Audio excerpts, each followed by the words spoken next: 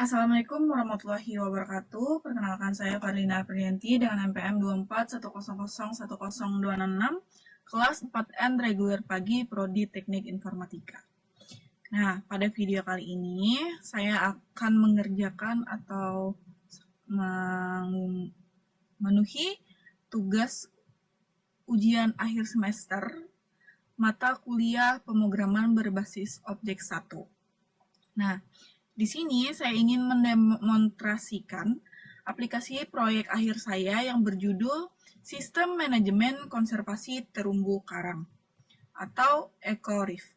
Nah, tema ini sengaja saya pilih karena memiliki keunikan tersendiri, fokus pada domain lingkungan, dan menghindari tema-tema pasaran seperti kasir atau perpustakaan guna memastikan orisinalitas 100%. Nah, lalu proyek ini saya susun secara modular menggunakan struktur package com.ecoreef.konservasi. Nah, yang pertama kita buka terlebih dahulu aplikasi Apache NetBeans-nya.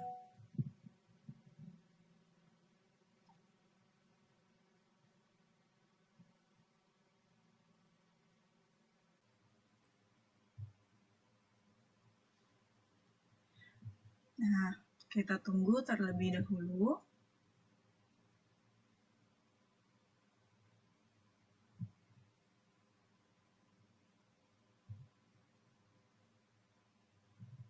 Nah, lalu mari kita bedah arsitektur kode dari kelas induk terlebih dahulu, yaitu biotalaut.java. Kita langsung ke kodenya. Nah, di sini saya menerapkan konsep enkapsulasi atau encapsulation, atau juga bisa disebut dengan pembungkusan secara ketat. Nah, di sini variabel ID spesies ini, nama spesies, dan status konservasi ini dideklarasikan menggunakan akses modifier private. Yang ini, private string ini. Nah, poin plus dari penerapan ini itu untuk mengamankan status data atau data hiding agar tidak bisa diubah secara tidak sengaja oleh kelas luar. Jadi, sebagai satu-satunya akses resmi, saya menyediakan aksesor yang ini. Nah, ini itu yang getter dan mutator setter ini di bagian sini. Nah, di bagian atas tadi saya membuat sebuah konstruktor berparameter. Fungsi konstruktor di sini tadi sangat vital karena bertindak sebagai inisialitator memori yang langsung mengisi nilai atribut pada saat objek pertama kali dibentuk menggunakan kata kunci new. Nah, lalu di sini kita beralih ke terumbu karang. Di sini saya membuat kelasnya ada 2, lalu kelas utamanya itu 1, main kelasnya. Nah, yang ini terumbu karang. Nah, di kelas ini mengimplementasikan inheritance atau extends ini. Nah, ini itu dengan keyword extend tadi, secara hierarki, kelas ini akan otomatis mewarisi seluruh sifat kelas induknya. Nah, perhatikan pada konstruktor kelas anak ini, saya menggunakan keyword super yang ini. Nah,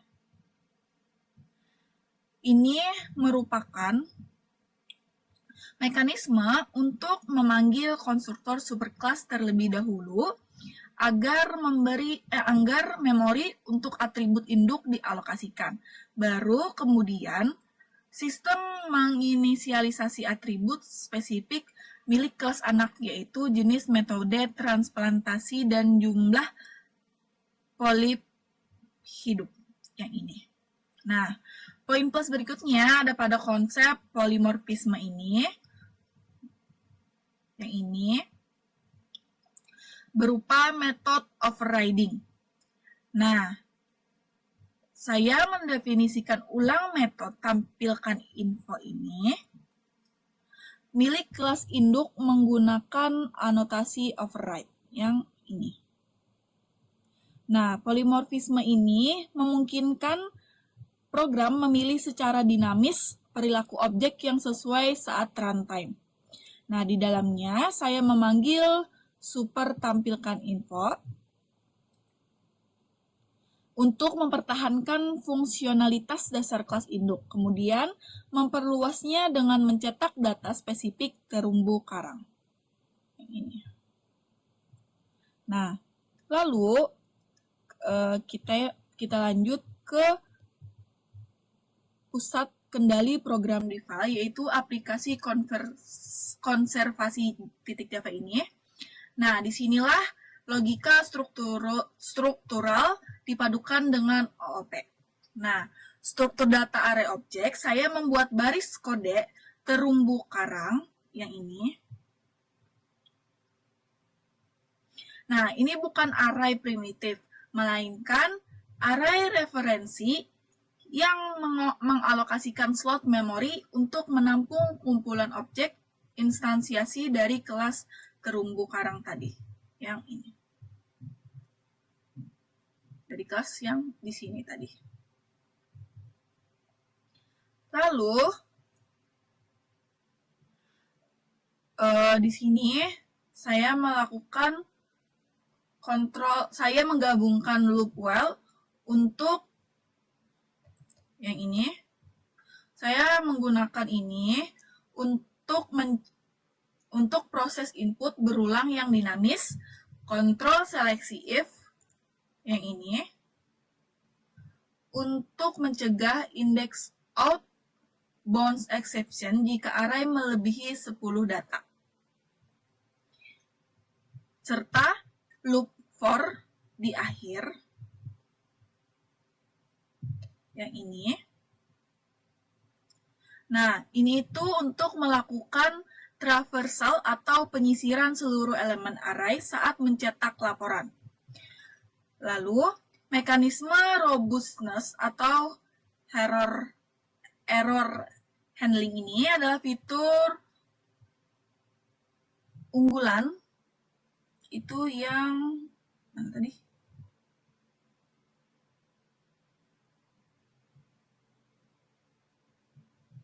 Nah, yang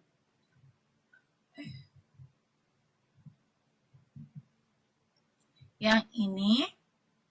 Nah, ini tadi itu seluruh blok input saya bungkus dalam struktur try catch. Jadi, apabila pengguna salah memasukkan tipe data huruf pada variabel jumlah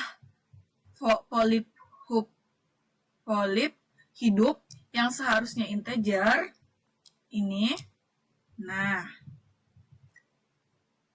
maka sistem Java akan melempar number format exception ini tadi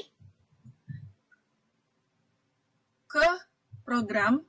Nah, jadi program saya akan menangkap exception tersebut, membatalkan transaksi yang rusak, menampilkan pesan edukatif, dan menjaga agar aplikasi tetap hidup atau tidak force close. Selanjutnya, kita running. Mari kita uji keandalan program ini secara langsung.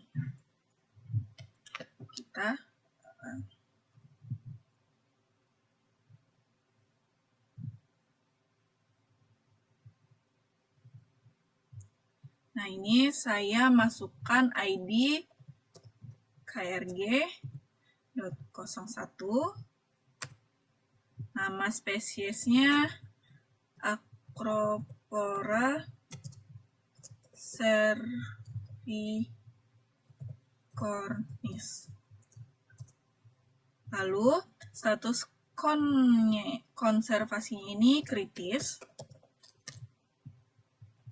Nah, ini tuh kita pilih spider frame. Selanjutnya,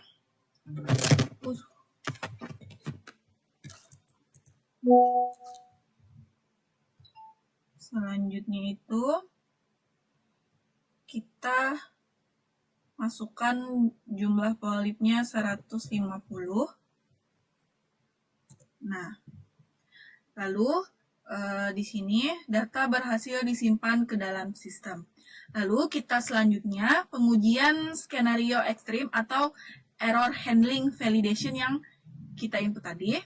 Jadi untuk mengisi data kedua kita klik EY untuk menambahkan data baru. Nah, lalu kita masukkan ID spesiesnya tadi, KRG 02. Nama spesiesnya Pocillopora.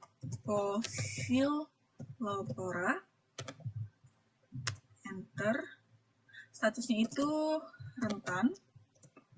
Lalu metodenya itu kita pilih Rockstock.